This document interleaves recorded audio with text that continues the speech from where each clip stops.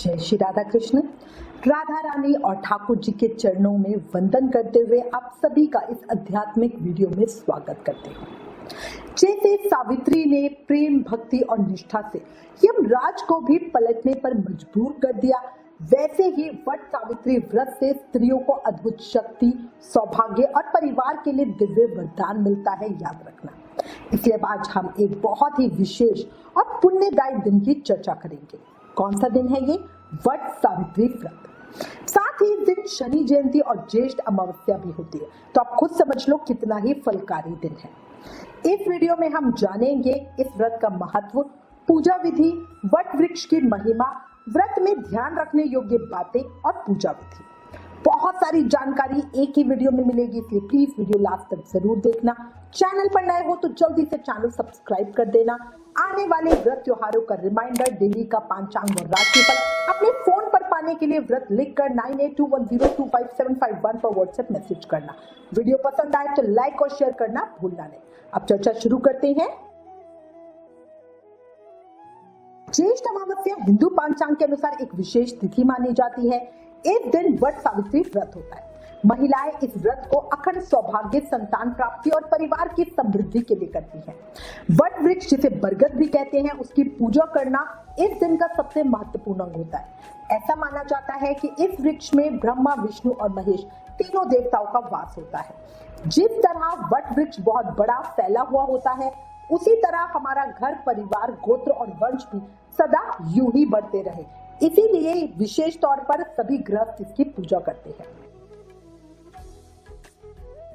देखो, वट सावित्री व्रत का सीधा संबंध सावित्री और सत्यवान की कहानी से जुड़ा है। जिस तरह सावित्री ने अपने पति सत्यवान को यमराज से वापस पाया, उसी तरह इस व्रत को करने से पति की दीर्घ आयु, पारिवारिक सुख और जीवन में आने वाली संकटों का निवारण होता है। वट सावित्री व्रत ज्येष्ठ मास के कृष्ण पक्ष के अमावस्या तिथि के दिन मनाया जाता है। कहीं कहीं ये व्रत ज्येष्ठ पूर्णिमा को भी मनाते हैं। वट सावित्री व्रत को बड़ सैयद अमावस्या भी कहते हैं। नारद पुराण में इसे ब्रह्म सावित्री व्रत भी कहा गया है। माँ सावित्री को भारतीय संस्कृति में विशेष स्थान मिला हुआ है। सावित्री का अर्थ वेद माता गायत्री और माता सरस्वती से भी होता है। इस दिन सुहागन महिलाएं बरगद यानी वट वृक्ष के चारों ओर घूमकर उस पर रक्षा सूत्र यानी कलावा बांधती हैं और पति की लंबी आयु की कामना करती हैं। इस दिन वट वृक्ष की पूजा करने से घर में सुख, शांति, धन लक्ष्मी का वास होता है। यही नहीं, अगर दाम्पत्य जीवन में भी कोई परेशानी चल रही हो तो वो भी इस व्रत के प्रभाव से दूर हो जाती है। सुहागन महिलाएं अपने पति की लंबी उम्र और सुखद वैवाहिक जीवन की कामना करते हुए इस दिन वट वृक्ष यानी कि बरगद के पेड़ के पूजा अर्चना करती हैं। इस दिन सावित्री और सत्यवान की कहानी सुनने का विधान है। मान्यता है कि इस कथा को सुनने से ही मनवांछित फल की प्राप्ति होती है। वट सावित्री व्रत के दिन शनि जयंती भी मनाई जाती है। ऐसी मान्यता है कि जो स्त्री सावित्री के सामने ये व्रत करती है, उसके पति पर आने वाले सभी संकट इस पूजा से दूर हो जाते हैं।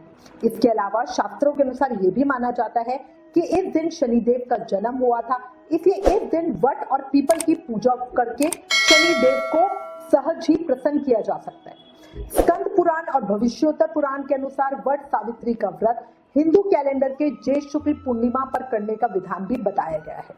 वहीं निर्णयामृत इत्यादि ग्रंथों के अनुसार वट सावित्री व्रत पूजा ज्येष्ठ शुक्ल पक्ष की अमावस्या पे की जाती है।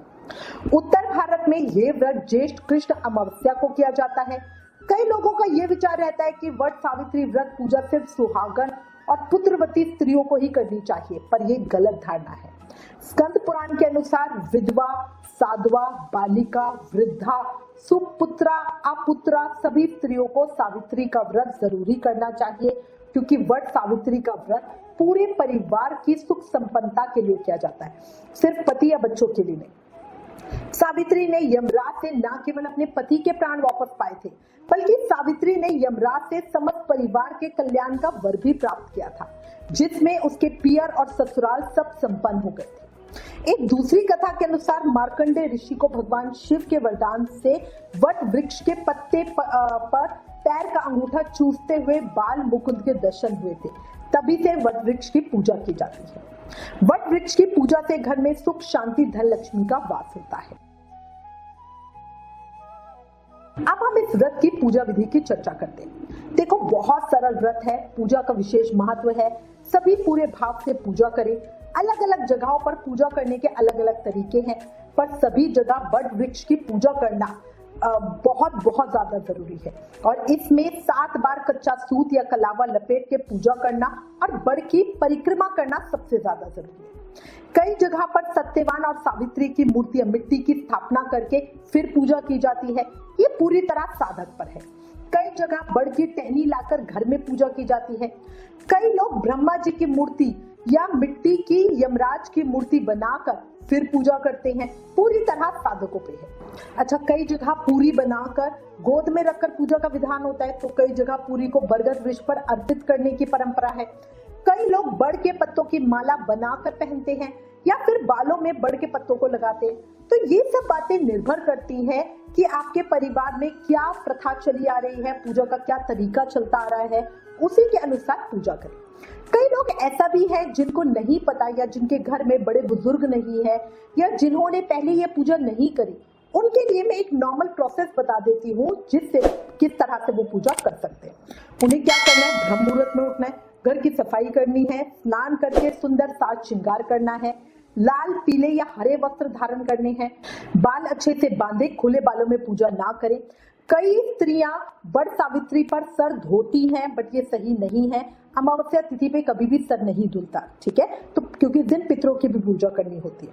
उसके बाद पहले घर के मंदिर में पूजा करेंगे, सूर्य देव को अर्घ्य देंगे, तुलसा जी की पूजा करेंगे।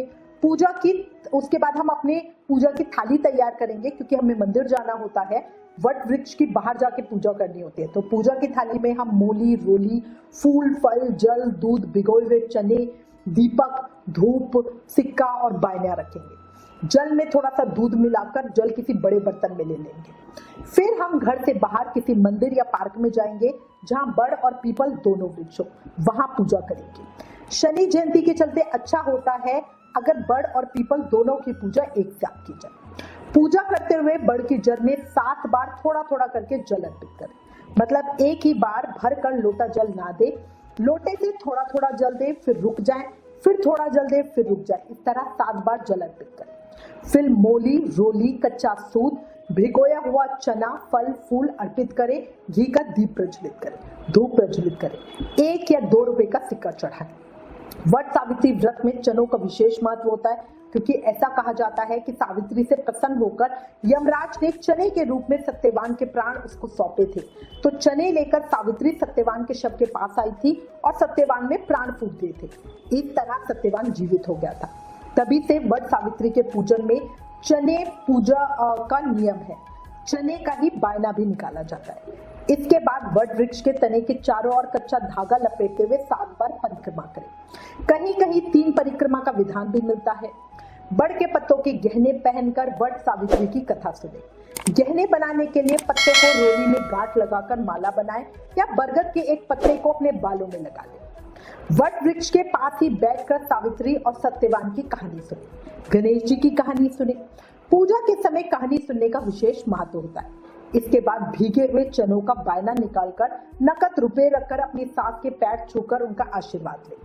पूजा समाप्त करके ब्राह्मणों को वस्त्र, फल, बांस के पत्ते में रखकर दान करें। माना जाता है जो भी महिला इस व्रत को पूरी श्रद्धा से करती है, उसके पति के जीवन पर आया हुआ कोई भी खतरा टल जाता है और पति को लंबी आयु मिलती है।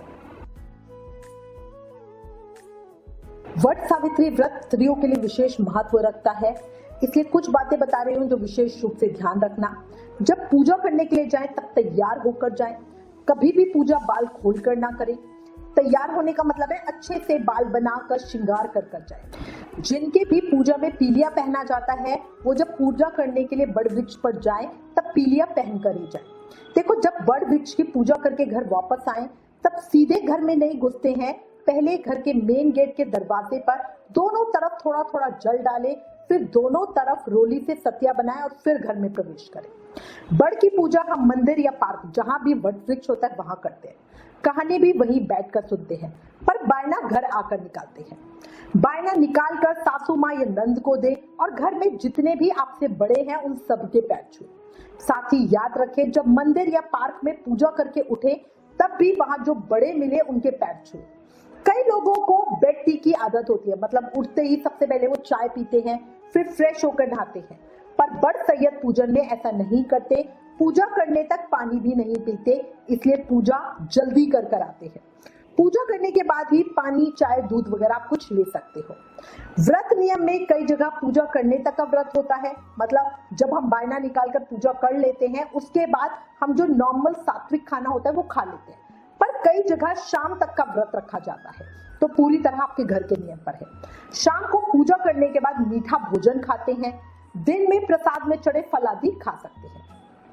व्रत नियम जो भी ले, पर इस दिन कोशिश करें कच्चा खाना यानी रोटी वगैरह ना खाएं, पूरी या पराठे पक्का खाना खाएं। सावित्री और सत्यवान की कहानी सुनने के बाद गणेश जी महाराज की कहानी भी जरूर सुनना। कई लोग सिर्फ सावित्री सत्यवान की कहानी सुन के छोड़ देते हैं, जो गलत होता है। बिना गणेश पूजा के कोई भी पूजा पूरी नहीं मानी जाती। अच्छा, इसके अलावा ये सौभाग्यवती स्त्रियों का प्रमुख पर्व है। हालांकि इस व्रत को कुमारी और विधवा महिलाएं भी कर सकती हैं। इस व्रत में स्त्रियां वट के पत्तों के गहने बनाकर पहनती है, पर याद रखना पत्ते पहले से तोड़कर रखें। अमावस्या वाले दिन कोई भी पत्ता, डंडी, वृक्ष आदि नहीं तोड़ना चाहिए, ये बहुत अशुभ होता है। ध्यान रखना, ज्येष्ठ अमावस्या वाले दिन ही शनि जयंती और अमावस्या तिथि भी है, इसलिए पितृ कार्य, श्राद्ध, तर्पण आदि जरूर करना, साथ ही शनि महाराज की पूजा जरूर करना। इसी के साथ ज्येष्ठ अमावस्या के दिन गाय, कुत्ते और कौवे को खाना जरूर खिलाना, ठीक है, इस चीज का विशेष ध्यान रखना। पीपल और बरगद के पेड़ की पूजा और परिक्रमा करना, बट उसी पेड़ की पूजा करना जो पूजा होती आ रही है। कई लोग क्या करते हैं, पार्क में या किसी सुनसान जगह पे नया वृक्ष देख के वहां पूजा कर लेते हैं। नहीं, जिस वृक्ष की पूजा हो रही होती है उसी वृक्ष की पूजा करनी चाहिए। कच्चे दूध और काले तिल का दान भी बहुत फलकारी होता है। पीपल और बरगद के पेड़ पर सरसों के तेल का दीप प्रज्वलित करना चाहिए।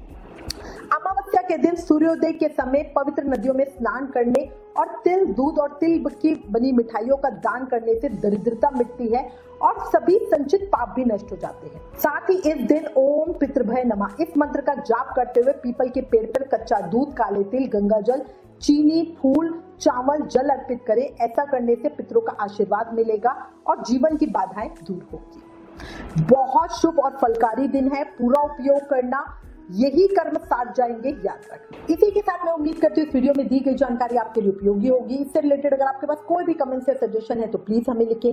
ज्ञान बांटने से बढ़ता है, इसलिए इस वीडियो को ज्यादा से ज्यादा शेयर करें। आप हमें फेसबुक और इंस्टाग्राम पे भी जरूर फॉलो करें। Please like, share and subscribe. Thank you. जय श्री राधा कृष्ण।